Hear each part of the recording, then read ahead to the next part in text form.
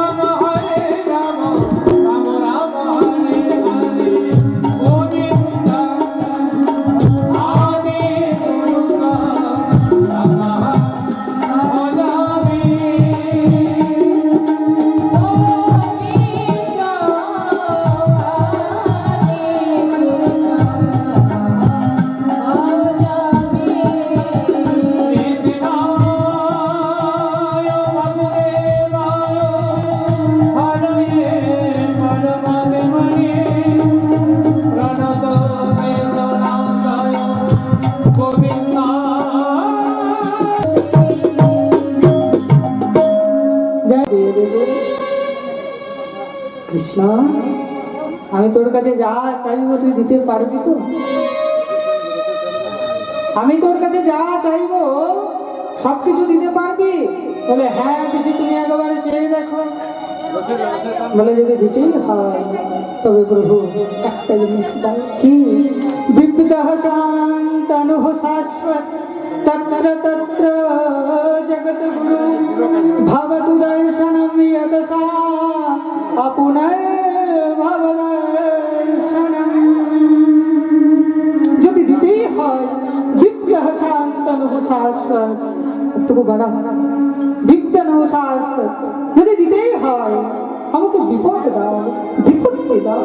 আমি বিপত্তি ছাড়া আর কিচ্ছু চাই না। বিদ্যুৎ শান্তনু শাশ্বত। আমরা কি চাই? মা কুন্তির চাওয়াটা দেখুন, আমাদেরকে ইচ্ছাটা দেখতে হয়।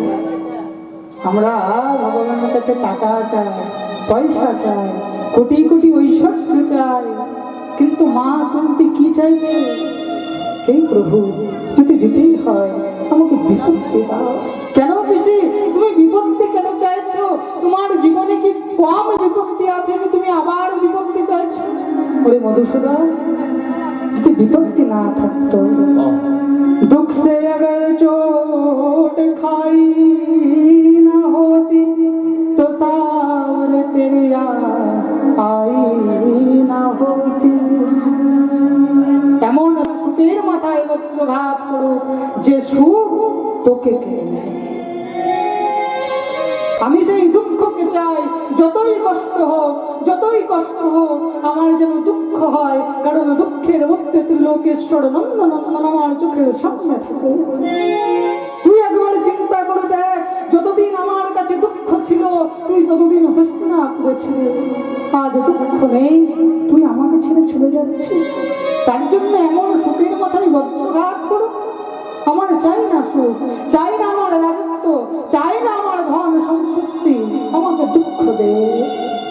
সীমা হতে পারে না, আমি তোমাকে দুঃখ দিতে পারি না। যদি দুঃখ না চাইবে তবে আমাকে আরেকটা জিনিস দে। কি? যখনই তোকে ডাকবো তৎক্ষণাৎ তোকে আমার সামনে আসতে হবে। যদি না আসতে পারিস আমার এই দেহ চিতার মধ্যে দেখতে পাবি। ভগবানকে প্রতিশ্রুতির মধ্যে বেঁধে নিয়েছে।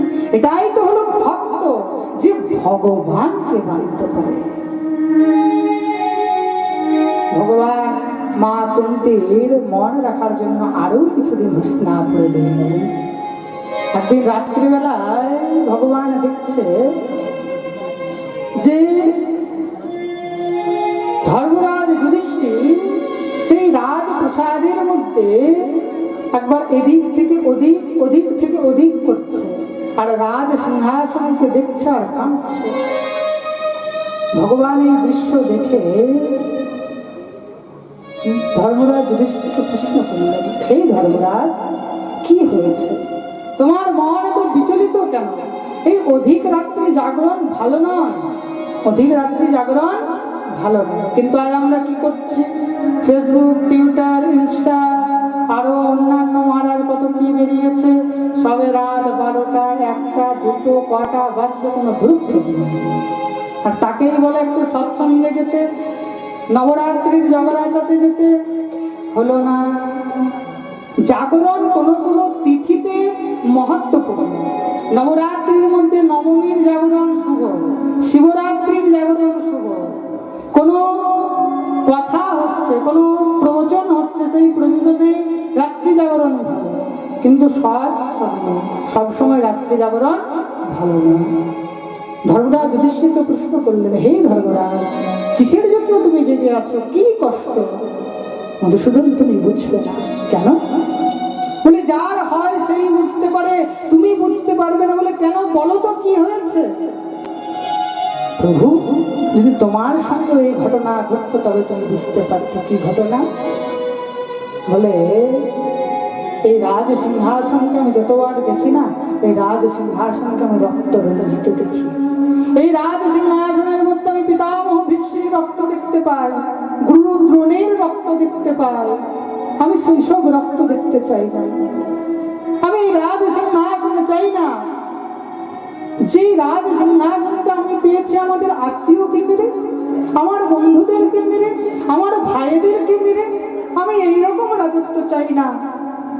তার জন্য প্রভু আমার দুঃখ হচ্ছে। ভগবান ধর্মরাজ যুধিষ্ঠিরকে রাজ ধর্মের উপদেশ দিতে লাগলেন। কোন ধর্ম?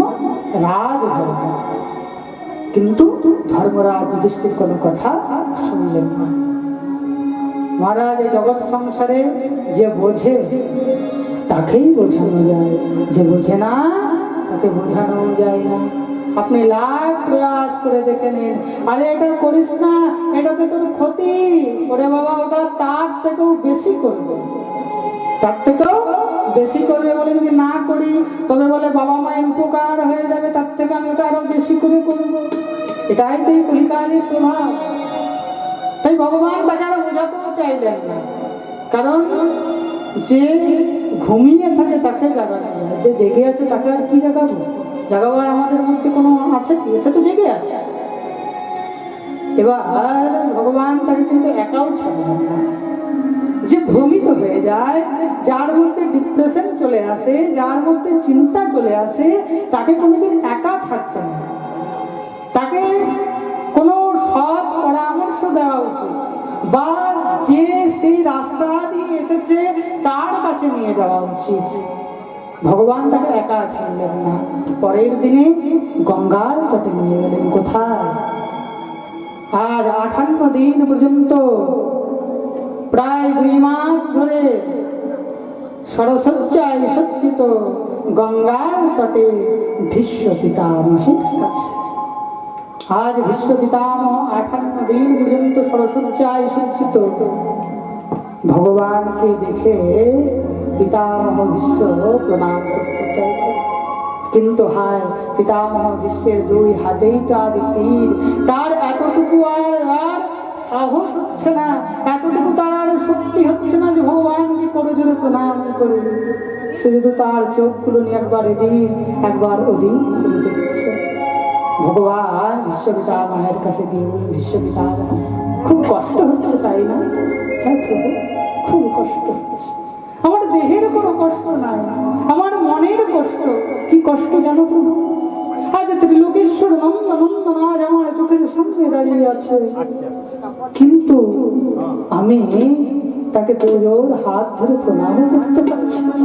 আমার থেকেই হতভাগা, আমার থেকে পাষণ্ড এই জগৎ সংসারে কে হতে পারে? আমি চাই না প্রভু। এই কষ্টের তুমি তো দায়ী। আজ যে কষ্ট হচ্ছে তার দায়ী একমাত্র তুমি। কেন মনে না? বিগত জন্মে তুমি এক সর্পকে কাঁটার মধ্যে ছুঁড়ে ফেলেছিলে। সেই সর্পটি কাঁটার মধ্যে ছটফট করতে করতে করতে করতে 58 মিনিট পর তার মৃত্যু হয়ে গেছিল। আর সেই কর্মের ফল তুমি আজকে ভোগ করতে হচ্ছে। সেই সর্প মাত্র 58 মিনিট ধরে তড়পে ছিল, আর সেই সর্পের পাপ তুমি আজ 58 দিন ধরে ভোগ করছো। এই জন্য মহারাজ, জানতে আগুনে হাত দাও আর অজান্তে আগুনে হাত দাও, পড়বে কিন্তু এই সদা সাবধান, কোন রকম যেন পাপ না হয়। মনসা বাচা কর্মণা, এই 3 জিনিসের ধ্যান রাখতে হবে। মন থেকে কাউকে যেন গালি না দেওয়া হয়, মনের মধ্যে কারোর প্রতি হিংসা যেন না রাখা হয়, এটা হলো মন। মনের থেকে যদি কারোর প্রতি হিংসা রাখা হয় সেটাও পাপ। মনসা বাচা, বাণীতে যদি কারোর উপরে কোনো করা হলো, কাউকে অপশব্দ বলা হলো, এটাও কিন্তু খারাপ। এটাতেও তোমার কর্ম পাপ তোমাকে টেনে আনে। মনসা বাচা কর্মণা, কর্ম যেন পাপ না হয়, কোনো জীব হত্যা না হয়। কিন্তু আমরা আজ শুনছি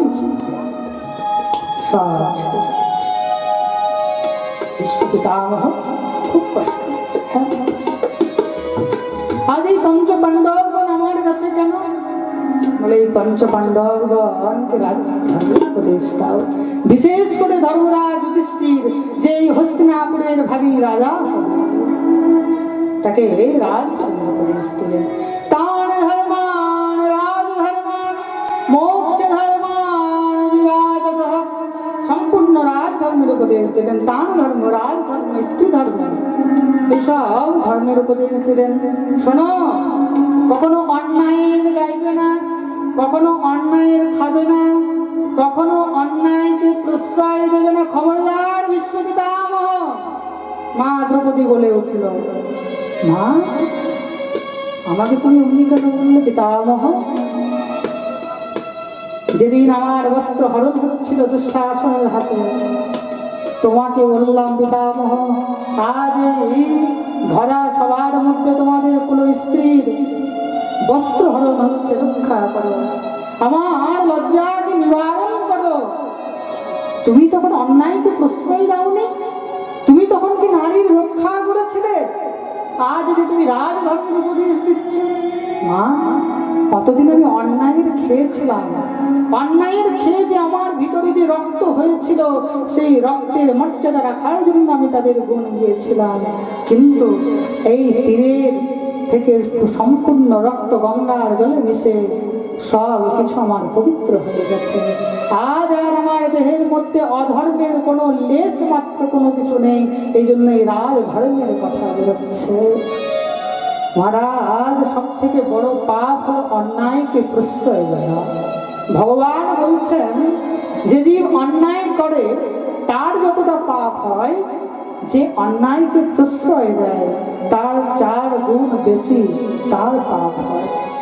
যতটা না দুঃশাসন দ্রৌপদীর বস্ত্র হরণ করতে গিয়ে তার যত না পাপ হয়েছে, বিশ্ব পিতামহের তার 4 গুণ পাপ হয়েছে।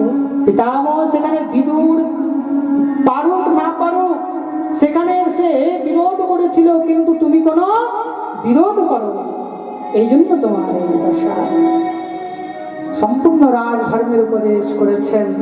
এইসব উপদেশ করার পর ভগবান বিশ্ব পিতামহকে প্রশ্ন করলেন, হে পিতামহ, আপনার কোনো অন্তিম ইচ্ছা আছে?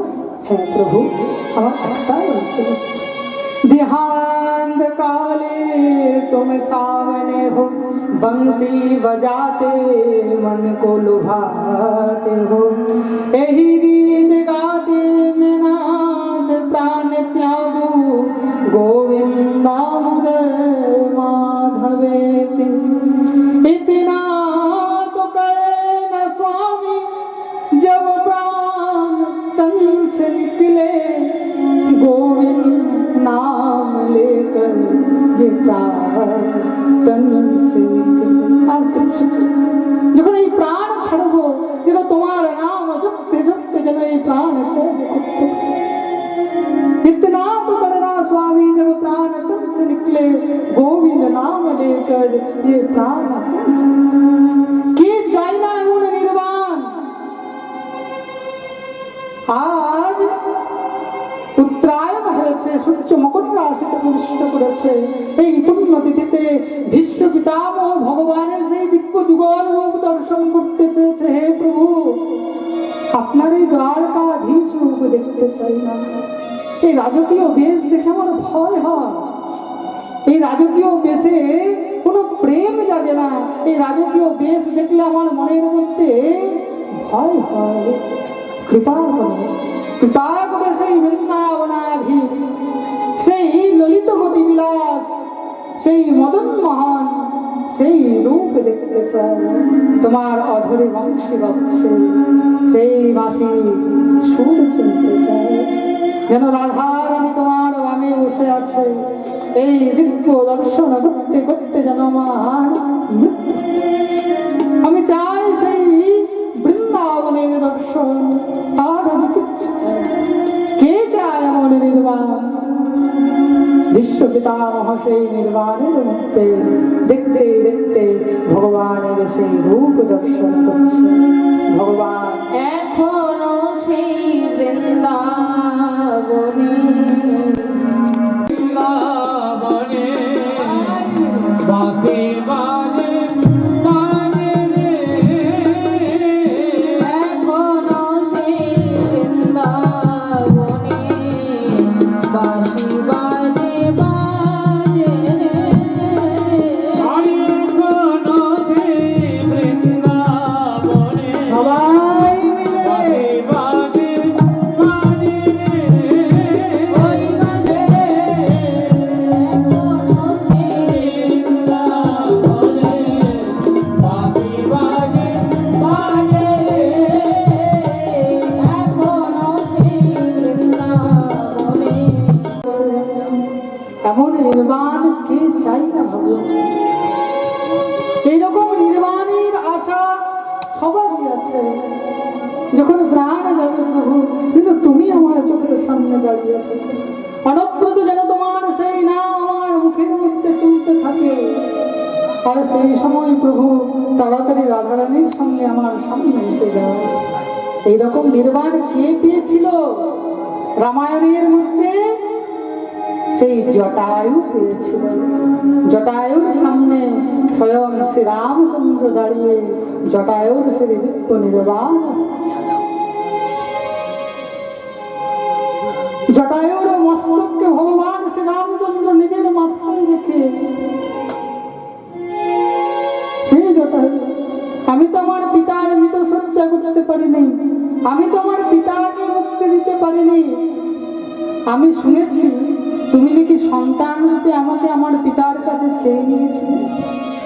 যখন রাজা দশরথ দেবশ্রাম অসুর আর দেবতার সেই দিব্য যুদ্ধে যখন দশরথ যান, সেই সময় 4 পুত্র এবং রানীদেরকে ঠিকভাবে দেখাশোনার জন্য সেই জটায়ুকে রাখা হয়েছিল। জটায়ু তাদের দেখাশোনা করত। এবং যখন সেই যুদ্ধ থেকে দশরথ ফিরে আসে, দশরথের কাছ থেকে শ্রী রামচন্দ্রকে জটায়ু চেয়ে নিয়েছিল। এই জন্য শ্রী রামচন্দ্র দশরথের মুখাগ্নি করতে পারেনি, কিন্তু শ্রী রামচন্দ্র জটায়ুর মুখাগ্নি করেছিল। একমাত্র এই সারা সংসারে নির্বাণ বলতে জটায়ু আর ভীষ্ম পিতামহের হয়েছিল। ভগবান জানি না কাকে এই নির্বাণ দেবে, একমাত্র সেই পরমেশ্বরের কাছে আছে, সেই দিতে পারে তার নির্বাণ। আমাদের সবারই আকাঙ্ক্ষা আছে যে এইভাবে যেন গোবিন্দের কাছে যেতে পারি, কিন্তু গোবিন্দ কৃপা করলেন। দিব্য ভীষ্ম পিতামহের নির্বাণ হচ্ছে। দিব্য রাজ ধর্মের উপদেশের পর ভগবান দ্বারকা প্রস্থান করেছেন। এদিকে উত্তরার গর্ভ থেকে এক সুন্দর পুত্রের জন্ম হয়েছে। সেই পুত্রের সমস্ত উপকরণ করার পর আস্তে আস্তে তার নামকরণ সংস্কারের বিধি সেই উত্তরার গর্ভে যে পুত্র হয়েছিল তার নামকরণ করা হবে। সমস্ত আচার্যগণ এসেছে, মুনিগণ ঋষিগণ সবাই এসেছে।